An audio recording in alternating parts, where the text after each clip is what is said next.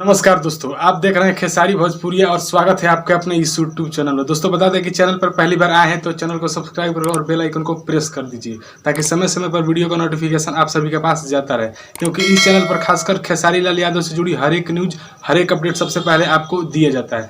दोस्तों इससे पिछले वीडियो में मैंने बताया था कि खेसारी लाल यादव का एक परदेसिया कौर का सॉन्ग था जो कि इंडिया से छोड़कर विदेश में भी ट्रेंड कर रहा है और वो 2 देशों में ट्रेंड किया।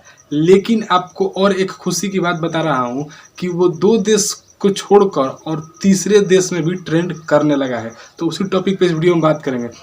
तो चलिए वीडियो को आगे बढ़ाते हैं।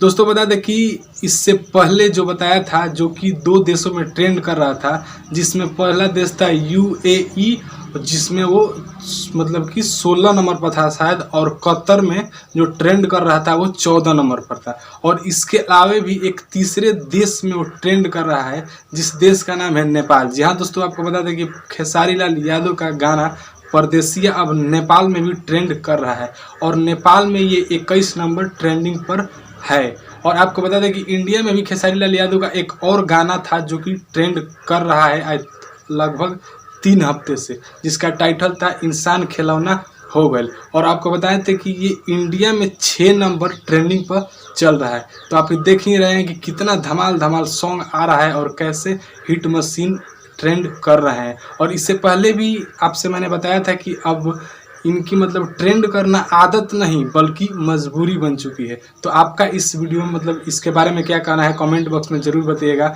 और अगर आप मेरे चैनल पर नए हैं तो चैनल को सब्सक्राइब करें और बेल आइकन को प्रेस कर दीजिएगा, क्योंकि इस चैनल पर खासकर खेसारी लाल यादव से जुड़ी हर एक न्यूज़, हर एक अपडेट सबसे पहले आपको मिल जाता है। मिलते हैं अगले वीडियो में। जय हिंद, वंदे मातरम।